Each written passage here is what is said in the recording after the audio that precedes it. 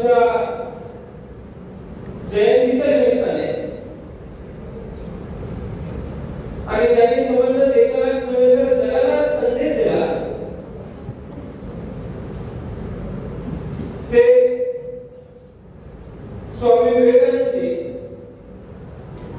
यांच्या सुद्धा जयंतीचा आजचा दिवस आहे. खरं तर जिजाऊंच्या जयंतीच्या निमित्ताने आजच्या या पुण्य दिवशी ज्या दिवशी मी बेळगावमध्ये येतोय इतिहासाचा एक क्षण आठवतोय. इतिहासामध्ये ज्यावेळेस आपण पाहणं चालतो त्यावेळेस पुण्याची राख करण्याचं काम अनेक शाळांकडून या देशामध्ये झालं. त्या काळामध्ये सुद्धा मराठी माणसाला हरल्यासारखं वाटलं. मराठी अस्मिता हरली होती आणि अशा काळामध्ये जिजाऊंनी शिवराय घडवण्याचं ठरवलं आणि संबंध या राज्यामध्ये पुन्हा एकदा शिवरायांच्या रूपानं अस्मिता जागा करण्याचं काम जिजाऊंच्या माध्यमातून त्या काळामध्ये निर्माण झालं. आज जिजाऊंच्या जयंतीचा दिवस आहे. मी आपल्याला सांगू इच्छितो की एका काळामध्ये पुन्हा एकदा अस्मिता आपल्या जागा करायची असतील तर आजच्या दिवसापेक्षा दुसरा कुठला दिवस पुणे असू शकत नाही. हे सुद्धा आपण सर्वांनी लक्षामध्ये घेण्याची आवश्यकता आहे. देश स्तरावरती जागतिक स्तरावरती आज युवा दिन साजरा केला जातो. खरं तर निवडणूक लढवत असताना यापूर्वी या वयात कोण उमेदवार उभा नाही का याची चौकशी करायचा वेळ मलाही मिळाला नाही. कारण माझ्या समोर जे उमेदवार होते ते फार तज्ञ होते. राष्ट्रीय पक्षाचे माजी खासदार होते आणि असं असताना अशा उमेदवाराच्या विरोधात निवडणूक लढवत असताना देह भाग विसरून आम्ही निवडणूक लढलो. लोकांपर्यंत पोहोचलो. लोकांचा आशीर्वाद घेतला आणि असं असताना निवडून आल्यानंतर मला माझ्या काही सहकार्यांनी सांगितलं की पूर्ण देशामध्ये सगळ्यात तरुण आमदार व्हायचा बहुमान आपल्याला मिळाला. आज युवा दिनानिमित्त ज्यावेळेस मी आपल्या सर्वांसमोर उभा राहतोय मी फार काही तात्विक बोलणं योग्य ठरणार नाही किंवा तत्वज्ञान आपल्याकडे मांडणार नाही. युवा दिनानिमित्त अनेक वेळेला वक्त्यांकडून एक अपेक्षा असते की युवकांनी वागावं कसं, युवकांनी काय विचार करावा, काय करू नये. आज माझे अनेक तरुण सहकारी उपस्थित आहेत. या वयात तरी अशा कुठल्याही पद्धतीचं तत्वज्ञान मी पाळण्याची आवश्यकता आहे असं मला वाटत नाही. पण मी एक गोष्ट आपल्याला सांगू इच्छितो की वयाच्या 16व्या वर्षी आम्ही निर्णय घेतला की आपल्याला मतदारसंघामध्ये कोण मतदारसंघ बांधायचा आहे. तर जुन्या काही लोकांनी आशीर्वाद दिला आणि काय करायचंय यापेक्षा काय करायचं नाहीये याची जाण मला करून दिली. आज या भागातला प्रश्न वेगळा, या भागातल्या अडचणी वेगळ्या आहेत आणि हा प्रश्न लढत असताना, या प्रश्नासाठी लढत असताना येत्या काळामध्ये आपण काय करतोय यापेक्षा ही चळवळ थांबली नाही पाहिजे. ही चळवळ पुन्हा एकदा घरापर्यंत गेली पाहिजे, घराघरामध्ये गेली पाहिजे. यासाठी काय केलं पाहिजे यावेळी आपण येणाऱ्या काळामध्ये सर्वांनी लक्ष देण्याची आवश्यकता आहे. आज देशातल्या सगळीकडे संबंध जगामध्ये तरुणांसमोरचे आव्हान वेगळे. प्रत्येक देशामध्ये भौगोलिक परिस्थिती बघितली, त्यांचा इतिहास बघितला, आज ते ज्या परिस्थितीमध्ये कार्यरत आहेत ती परिस्थिती बघितली तर आपल्या सर्वांची परिस्थिती बघता आपल्या सर्वांचं भविष्य आहे ती परिस्थिती राहिली तर येत्या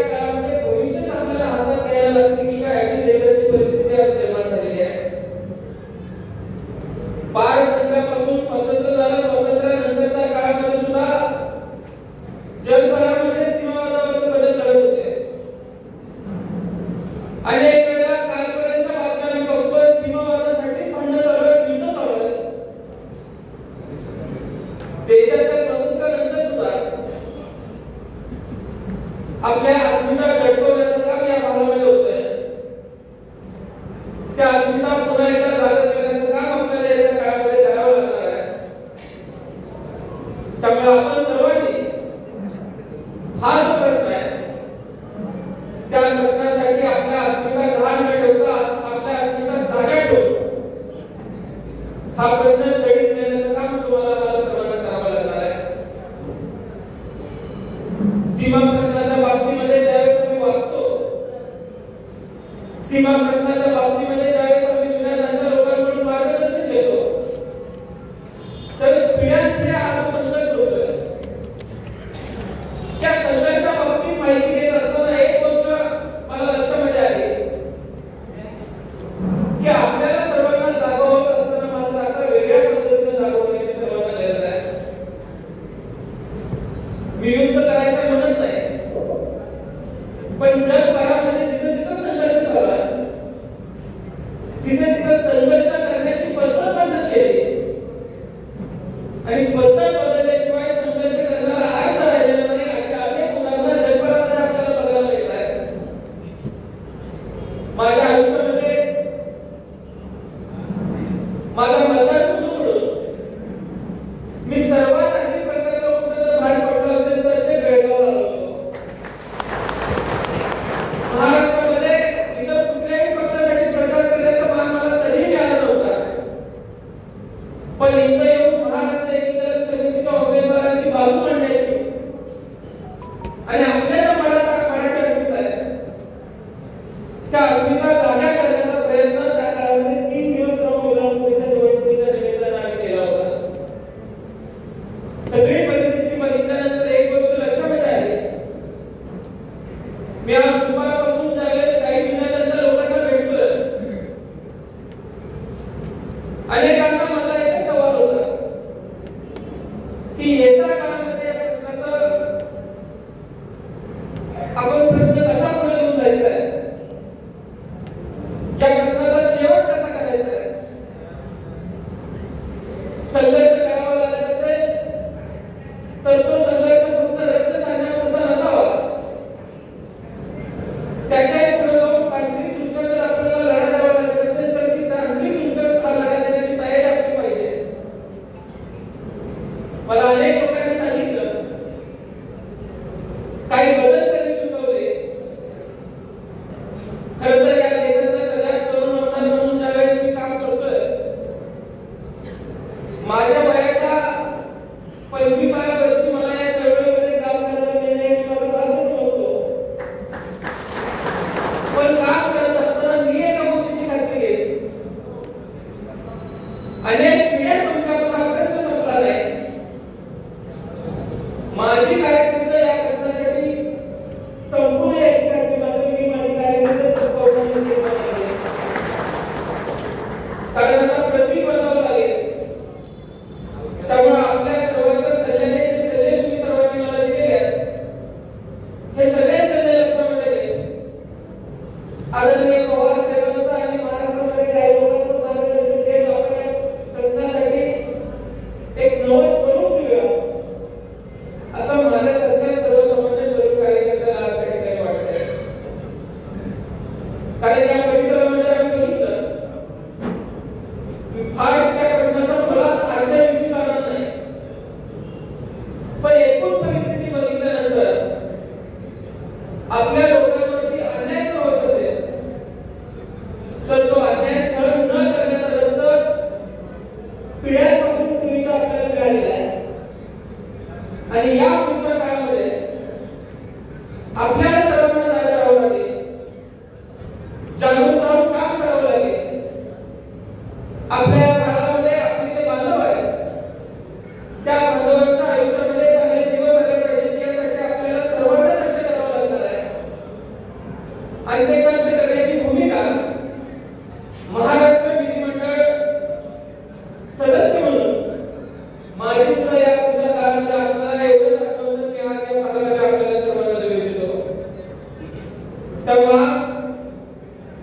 फार न बोलता खरं तर 11 आणि 12 तारीख या अंधरी गावची